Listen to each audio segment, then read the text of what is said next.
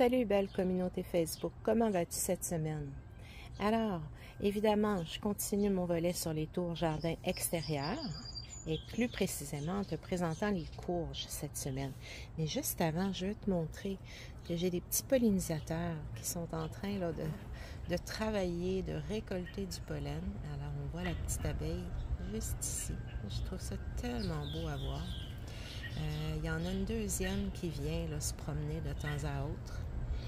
Et tout à l'heure, il y en avait une qui était pleine de pollen. Alors, tu vois, là, ils viennent... Je ne sais pas pourquoi l'autre vient l'achaler comme ça. Mais bon, je trouve ça vraiment très joli. J'aime tellement la nature. Hein? Je pense que tu le sais là, depuis le temps que tu me suis.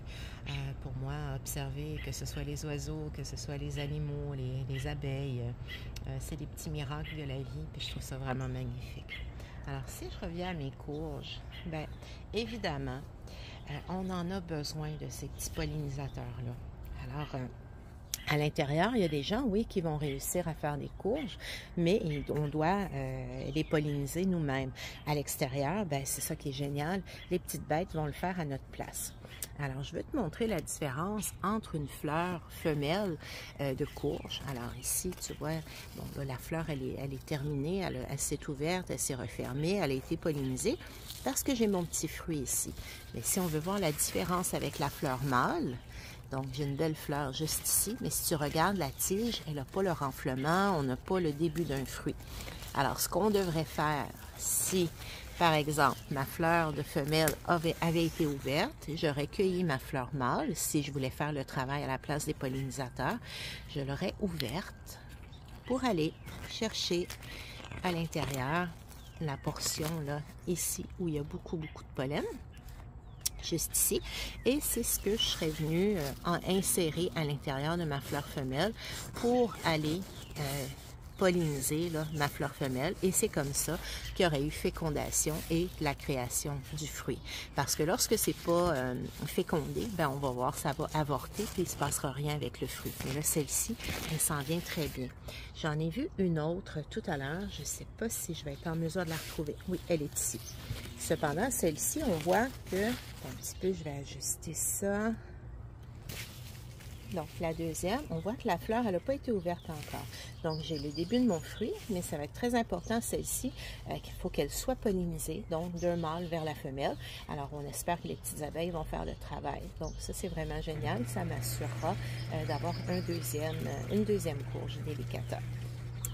Alors, de l'autre côté, si je m'en viens par ici, on a encore une petite abeille qui travaille juste ici.